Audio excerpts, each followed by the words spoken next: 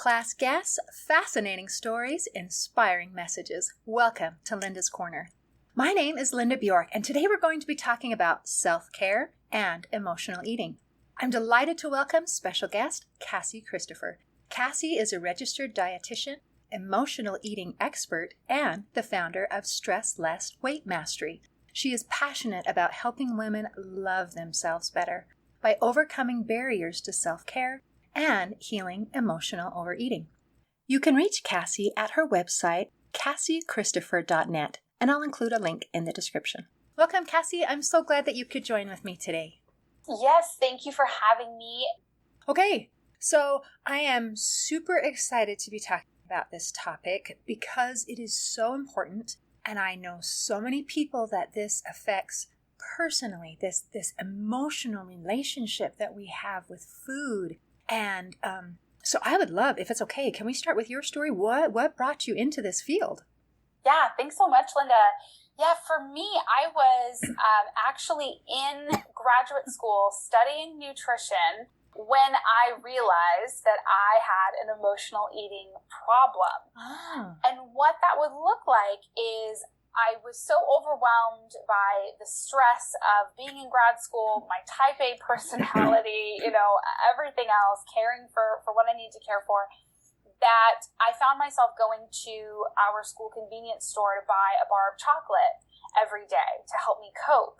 And, then it would be carrot cake cupcake day with orange buttercream frosting. And I would go back for a second one, because it was just so good, even though I was embarrassed that the same people saw me buying the cupcake more than once. And so it just became the way that I dealt with the difficulties of life at the time.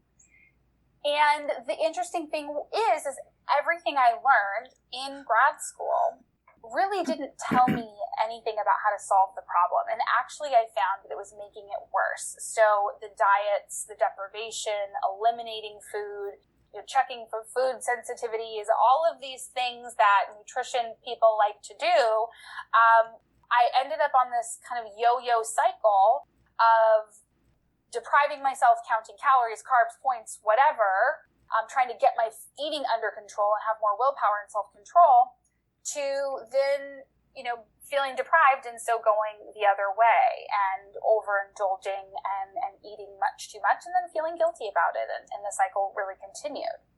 So hold on for just a second. You're talking about, here you are, you're studying about nutrition. You're going to college to learn, the best of the best that all of the research has to offer. And the information was making it worse and creating a cyclical imbalance. So at what point were you able to kind of get off that cycle and come up with something that is a real viable solution? Because, it's so frustrating when we're trying to do what's right and the things that they tell us are not helpful. Right. Yeah, I so appreciate that reflection because I know as I'm talking to people in this same position that I used to be in, that it's so frustrating when your doctor or a dietitian like me or, someone who's supposed to know better gives you advice and then you end up failing because it doesn't actually solve the problem. Because what diets and changing eating habits do is they solve the issue of food. But with emotional eating, the problem isn't actually food. So what happens with emotional eating is you are using food to cope with, care for, comfort, avoid, or numb your emotions. And that's really important to recognize that it's an emotional issue and not a food issue. And so I was trying to solve the issue with food. And for me, I didn't get the answer all at once. There was no lightning bolt of insight. It was slowly watching over the years of being a registered dietitian and starting to see what was working for people. Oh, interesting. Stress management. This person's really focused on their stress and they're starting to have success with their eating. This other person is really focused on balancing their blood sugar, and now they're not having as many cravings. Really starting to watch what was working for my clients for their specific conditions and try out some of those same strategies. And it all came to a head when I was a new mom. And I think many parents can relate to this. And even if you're not a parent, the idea that this little human comes into the world that you have to keep alive, and you kind of completely forget about yourself and do everything you can for this little human. And so for me, that meant Ritz crackers and that Tillamook aged white cheddar, very specific. I like food. Became my coping with this early stage of life. And what happened then was, as I knew by then that dieting wasn't the answer, that creating a meal plan or restricting or whatever was not going to solve the problem. And so I started to implement some of these strategies and get some help. I went to a naturopath and looked at my hormones. I went to a therapist and did talk therapy. I read the research about behavior change science and really started my own journey of self-care. And what I found was, when I cared for myself in some pretty key specific ways that I'd love to share with you and your audience, then I didn't need food to care for myself in that way, in that emotional way. Does that make sense? Oh, I love this. Okay, so let's talk about what we need to do in self-care to put ourselves in a good situation. It's fascinating because here we are talking about food, and then the answer really isn't food. It's going to heal our core self. It's so interesting that no matter what topic we're talking about, that is always the key answer. It comes back to, when we are in a good place on the inside, other things naturally fall into place. So what self-care things are specific that will help with the emotional eating situation? Yeah, I've been thinking about this lately as unapologetic self-love.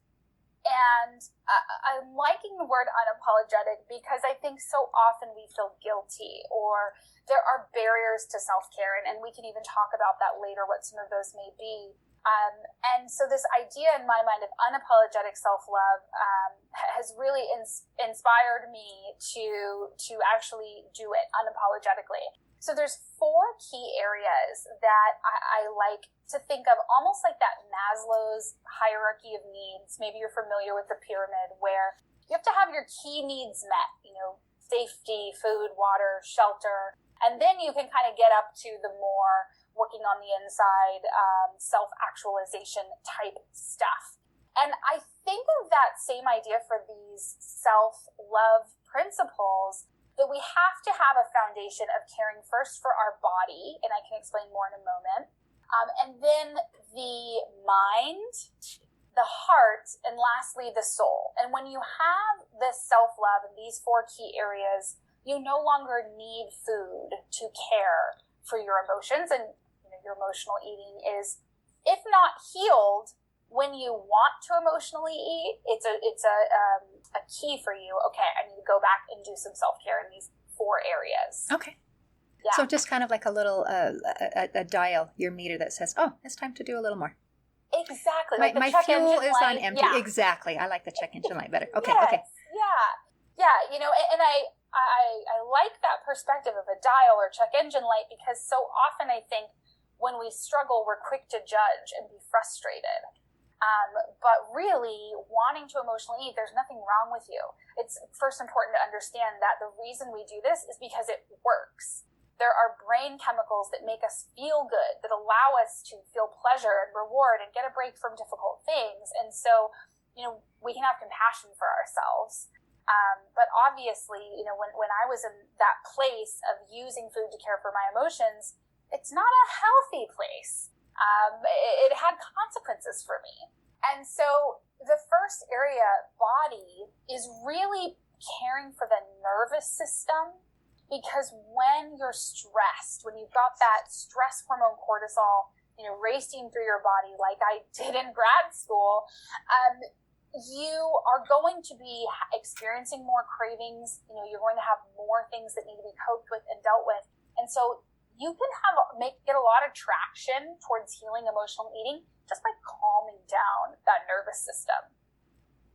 Yeah. Okay. So it's interesting when we're talking about body, it's not as much physical as it is emotional. Our nervous system is physical, but it is interrelated with the way that we feel emotionally, the way that we handle stress. So do you have some tips for what to do to help to kind of calm that down? Yes, I would love to. And, before I get into that, I want to share that I work with women of 45 and up, kind of in the midlife and beyond range. And the reason that this body piece is so important for that demographic is because research shows that when you're going through the menopausal transition, hormones may be out of balance for some time, and it actually can result in more of the stress hormone cortisol. So more of the stress hormone in your body that you're having to fight with and deal with and feel through and comfort with food, right? Potentially. And then also, interestingly, at the same time, there's research that shows that women in this age group also have more stress than at other times in life. Interesting. And, I recently heard this referred to as the sandwich, and I think it makes a lot of sense that there may be adult children who are causing some stress. They can do that. And aging parents as well. If you're seeing me on video, you might recognize that that I am not in that demographic. No, yeah, I am. Yes, and my passion here is because women in this demographic have historically been underserved and just told, well, that's menopause, so deal with it. But as you just said, there are things you can do. And so the big thing that I recommend for helping really with emotional eating and definitely calm down the nervous system, it's not going to be what you expect. It's going to be a tip I learned from those people with diabetes trying to balance their blood sugar, and that is to eat regularly throughout the day. Okay.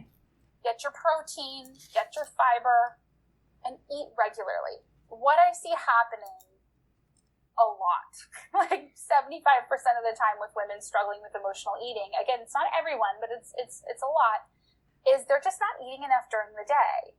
And then nighttime comes around, they've had their dinner, and then after dinner, the day catches up with them, and they physically have some hunger because they didn't eat enough during the day. But then also, when you don't eat, you have more stress, more of the stress hormone cortisol that then needs to be dealt with. And so that catches up and you need food to comfort and calm. So if you can eat regularly, it in my experience, it takes away for some people about 75% of the food cravings just with that simple tip to help with the nervous system. So eat some breakfast, eat some lunch, have a snack. And then don't try to fit it all in between dinner and bedtime. Exactly. And I guess that's when most people are going to do that binge eating is when you're after work and you've had a chance to put your feet up, sit in front of the TV and eat everything you can find. Right, because if you haven't been caring for your emotions throughout the day, and this kind of goes up to the heart self-care, but if you haven't been caring for your emotions throughout the day, then they catch up with you all at once. And oftentimes what we're doing when we sit down and watch TV and we eat a bowl of popcorn or chips is we're escaping. We're using TV, we're using this food to escape from having to feel and process how difficult the day has been. And so what can happen to you, and I really love in the book Burnout by the sisters Amelia and I think Emily Nagasaki, I hope I'm saying their names correctly, they talk about emotions and stress as a tunnel. And I really like that analogy. Because if you go through a tunnel and you get to the other side, you're done with the tunnel and you kind of forget about it and it's not an issue anymore. But if you go through the tunnel and you put your brakes on and you stop in the middle of the tunnel, well, then you're stuck in the tunnel, right? And it's dark and you're dealing with the consequences of being in a tunnel. And that's the same with emotions. It's the same with stress. Feeling is healing is the old adage. When you actually feel, you get to the other side. You're through it. It's a kind of a temporary thing that happens to you and it's done. But if you escape or avoid and use food in these ways, then you're stuck in that tunnel. And you have to keep feeling the hard thing, the uncomfortable thing that you'd rather not feel So you're stuck in the tunnel feeling, and you have to keep eating then to avoid it. You have to keep escaping. You have to lose yourself in your work during the day, come home, lose yourself in TV and eating, and it's not safe to be present, because the minute you get present to your life, then you have to feel all the hard stuff. But isn't it ironic that you said that, you're trying to go through that tunnel, the very process of trying to avoid it keeps us stuck in it. Yeah. But somehow we don't recognize it, or else we wouldn't stay in the tunnel. We would just work our way through it. Yeah. So, very interesting. Okay, so when we talk about taking care of the body, we really are taking care of the body. The physical step to take is to go ahead and eat throughout the day and use that to literally care for our physical needs. And then, and that also helps take care of our emotional needs. Awesome. So how about the heart? Yes, yeah. So next up is actually the mind. Oh, we got to go up, not down. Okay, sorry. Exactly. No, no, that's great. I love it. The mind is next, because what you believe about your health journey, your eating, yourself, all of that impacts whether or not it's safe to actually feel your emotions. And so a key piece with the mind is watching out for two things. Okay. And that's going to be all or nothing thinking and self-criticism. So all or nothing thinking is something that happens where you believe you either have to be doing something perfectly and exactly right, or not at all. And this is another reason diets can make it so hard to heal emotional eating, because when you're dieting, you are doing all. And if you mess up, oftentimes the language used around that is, oh, I messed up, I went all the way back to how things used to be. There's no middle ground. There's no gray area where you're just allowed to be human and make some progress and have some slip ups, right? Like, it's either you're doing things perfectly or you're not doing things at all. And, like I said, this happens with dieting, and especially for women who are in this menopausal age group and beyond, because it becomes in some ways like a self-fulfilling prophecy that if someone's on a diet, that can slow down metabolism. Losing weight slows down metabolism. And so they may, and then menopause and aging both independently slow metabolism. So someone may get to a place where when they're focusing on restriction, it really is true that if they mess up the littlest bit, the scale is going to respond.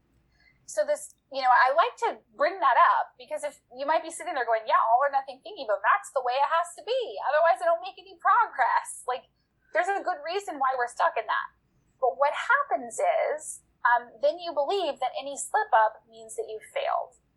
And it's impossible to make progress, long-term progress, and get momentum. Either you're perfect or you're completely, back to numbing out on the couch with popcorn. Does that make sense? Yeah, absolutely. Yes. And so the way to overcome that before we get to self-criticism is to pay attention to your thoughts. Notice when you're using words, I call them sabotage words, like success, failure, should, ought, blew it is another one. These things we say to ourselves that are markers of all or nothing thinking, and then to reframe. So instead of that harsh language, is there something kinder, more true, you can say? Yeah, I'm surprised that success is on the list, because I could see that one being a positive thing. Like, I had success today. Yeah. So what kinds of words would be more kind than, I slipped up? It would be, what would I say instead? Yeah. So for this is where I go into the self-criticism piece, because, I slipped up usually is followed by, and I'm a loser and right? Maybe it's that extreme, maybe it's not, but I think to answer your question, the answer to that is self-compassion. And so there are three elements to self-compassion that you can use in your own thoughts. So if you say, I slipped up, I'm such a loser, The first element is self-kindness versus self-judgment. So right there, the kind of adage that gets used, and I'm taking these 3 tenets from Dr. Kristin Neff's research, if anyone's totally into this. She's got a lot of really good books on the topic. But what would a friend say to you? What would a loved one say to you? What would, if you were loving yourself, what would you say to yourself? So you probably wouldn't say, I slipped up, right? No, I wouldn't say that to someone. I have decided to be the kind of person who is kind to myself. So I think saying something like that, like, I am the kind of person who is kind to myself. Okay, I made a mistake, but I can do this. Yeah. Oh, I like that. What a beautiful affirmation. I think if you don't already have shirts with that printed on it, I will take one. Yeah, I like that. All right. What's the second one? The second tenet is common humanity versus isolation. So recognizing that you're not alone. Now, sometimes people will take this as an excuse to invalidate how they feel, meaning, well, other people have it worse. And, I messed up and I'm suffering in this way, but other people have it worse. So I just should, keep quiet about it, not complain, and I should be fine. But the real intent here is for you to recognize you're not alone. This isn't a shameful experience that you're struggling. It's okay and normal to struggle. And that kind of connects you to other people so that you don't feel like you're just alone in your struggle. You have a tribe. You have other people who understand, people who have made it through, maybe on this pathway, who are in front of you, and people who are behind you that you can inspire by saying, wow, I did a good job today. I didn't yesterday, but today I did, Yeah. Yes. And that's why I think part of my work that I do, even when I'm working one-on-one with people, I always like to include a group element. Because hearing from people who look like them, talk like them, have similar life experiences, like, yes, you're not crazy. Yes, this has happened. It can be really healing of a lot of the shame that we carry around about food in our bodies. Wow. Okay. And what was the third one? The third is mindfulness versus over-identification. So essentially recognizing that you are struggling, accepting that it's happening, and letting it be, letting yourself sit in the discomfort. Over-identification would be going so far where you feel like you're a victim. But I find the people I work with don't struggle so much with over-identification. They struggle with just allowing themselves to be uncomfortable. Interesting. Okay. So let's talk about hormone imbalances. So you're working with particularly 45 and older. And you mentioned earlier that, the stress and the hormones and the whatever, it felt like strike 1, strike 2, strike 3. So what give me some hope, hey? Yeah. So first of all, if you are a woman who is struggling with hormone imbalance related to menopause, oftentimes you probably hear from your doctors or other people in your life that there's nothing they can do. Maybe they'll say, go on a diet. I talked to a lady the other day whose doctor suggested she do keto for her hot flashes. And I was just going, wait, what? No, that's not the answer. May I assume her doctor was a man? Yeah, it is. Okay. Yes, Linda. It's like you were there in the conversation. I said the same thing. So, yes, if you are not getting good medical care, there is good medical care available out there. And there is a company that I really like called Genev. It's GENNEV. And they make menopause doctors available to women over the internet. And you can have a 30-minute appointment with a menopause-specific doctor. They actually gave me I love them so much. They gave me a code. I don't get anything for it, but if you want a discount, you can use the code Cassie20 at genev.com when you're checking out. And it ends up being like $80 for a 30-minute conversation with a menopause specialist who knows all about things like hormone replacement therapy and medication management and herbs and all of these things that women have questions about, someone who actually knows. So I want to throw that out there for helpful. your audience. Do you know, and first. I appreciate that, because we talked earlier about how when you were going to school and getting the best information that they had available and it wasn't accurate or helpful. So I think when you find something that is accurate and helpful information, how important it is to get that information out there, because there is a lot of misinformation. And we're trying to do our best. We're trying to do what someone in authority told us what to do. Right. And sometimes it's something like go on a keto diet, because that their best information is not correct. So thank you for that. And can they prescribe? I mean, if you talk about a hormone, something they can. Okay, so you can get a prescription from them as well. Fascinating. It can help. And I've had clients I'm working with on emotional eating who also, are seeing these doctors to get support just to level things out.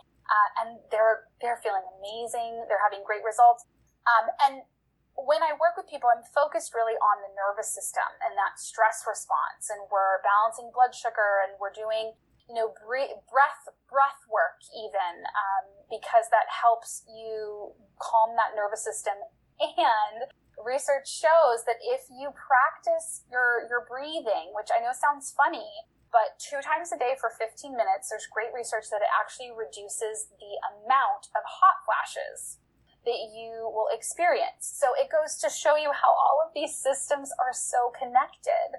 That is so beautiful. Isn't So can we pause for fascinating? just a second, because that is going to help a lot of people. So when we talk about breathing for 15 minutes, now on the one hand, if I ever stopped breathing during the day, I would be dead. So I am breathing all day, but this breathing for 15 minutes 2 times a day has to be something besides what it is that I'm already doing. So can you give me a little show what it is I'm supposed to be doing? Thank you so much. That is a really great point. So when we're doing breathing practices, what we're trying to do, I want to give you kind of the goal, and then you'll understand the methods, is we're trying to, if you put your hands right at the top of your ribs and you take a deep breath, so it expands your ribs. So we're not talking about tummy expansion, we're talking about rib expansion here. Your lungs are getting nice and full, your ribs are expanding. What that's doing is it's tugging on the vagal nerve. And the vagal nerve is the rest and digest nerve in your body. So it starts the resting and the digesting. It's great for the nervous system. So when we're doing breath practices, we're trying to keep that rib cage expanded and the nervous system calm and that vagal nerve activated. So one breathing practice that I like to do with people is to do a count in of 6, a hold of 5, and a count out of, 4, 5, 6. Count in of 4, hold of 5, and an exhale of 6.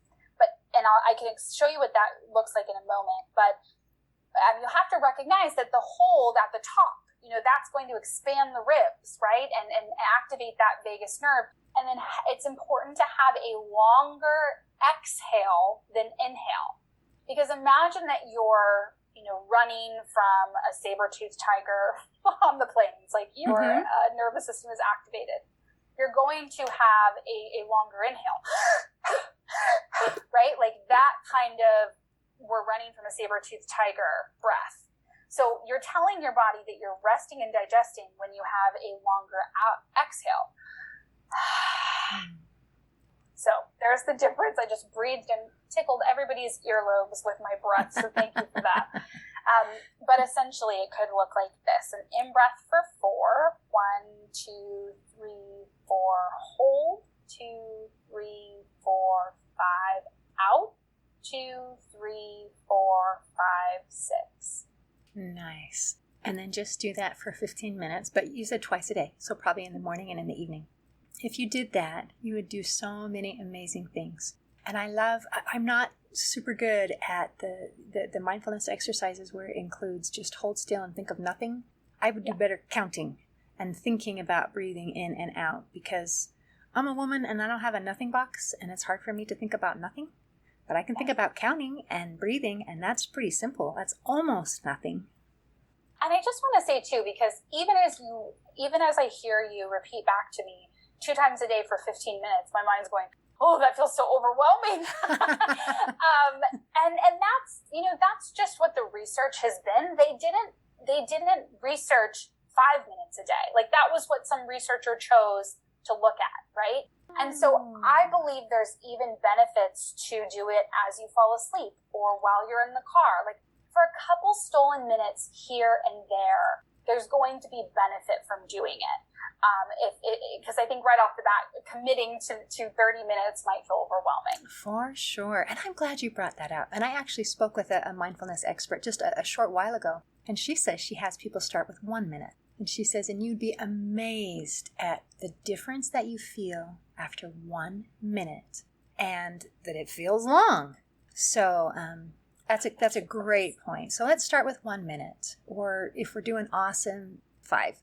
And then if you want to be part of that research group that had that results, then we can move it to 15.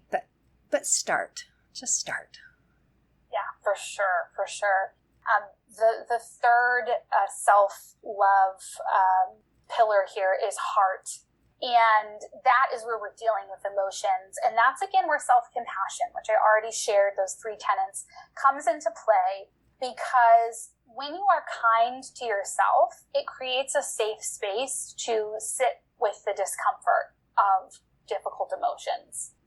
And so once you have the body piece and the nervous system calm down and the thoughts are supportive and helpful and kind, then it creates space for you to maybe do some reflection exercises or go for a walk or journal and think about how you feel, and know that it might be uncomfortable, but in order to get through the tunnel and leave the discomfort, you have to feel the discomfort for a while. That is beautiful. That's amazing. I love the comment, a safe place.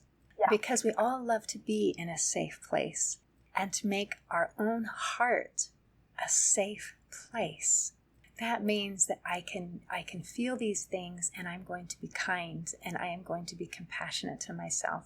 And I love that you have that analogy of the tunnel, because that gives me a reason to go through. So I have some motivation to do it, and I have the power to do it, because I am a safe place. And I think that's a beautiful, beautiful place to start.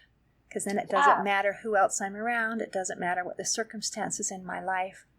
I can be a safe place for myself. And I take myself with me everywhere I go. And you're kind to yourself.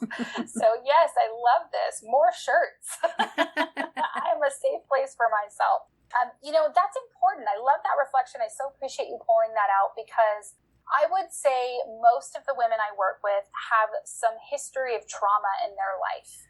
And that trauma has taught them that it's not safe to inhabit their bodies, if it was maybe sexual abuse, or it's not safe to share their emotions if it's emotional abuse. And the women I work with are usually women who've done years of therapy. Like, they've worked on the trauma. They are confused as to why that hasn't seemed to translate to their relationship with food. And what I find is that past trauma does change the way that your nervous system responds to things. And so it makes it that much more important to calm things down so that you can feel safe in your body. So thank you. I think that safety is a big piece. And I love that you brought up those past traumas. I wish that weren't common, but it is. And I have spoken with so many people who are dealing with this trauma or that trauma or the other trauma. And like you mentioned with that tunnel, if you're stuck in it, you're still in it, and it's still affecting you. And so that's, again, you got to start somewhere. But if you can be kind to yourself and work through it and come out the other side where there's sunlight again, there is hope. And I love that. I love that there is hope. And I spoke recently with another counselor who helped people with PTSD and sexual trauma and things like that. And the hope is, back, they didn't used to know what to do with these kinds of things. But now they do. And it's absolutely treatable. And I think that's so wonderful that we don't have to stay stuck in our tunnels, that there's help out there, really good help available. So thank you for people like you who study so that there's good help available. And thank you for visiting with me today and sharing your wisdom. I have loved it. Thank you so much for having me. It has been a pleasure. In closing, I'd like to share a quote by Jessica Ortner. She said, "You can't hate yourself happy. You can't criticize yourself thin. You can't shame yourself worthy. Real change begins with self-love and self-care." Today, I invite you to embrace happiness and health by beginning with self-love and self-care. See you next time on Linda's Corner.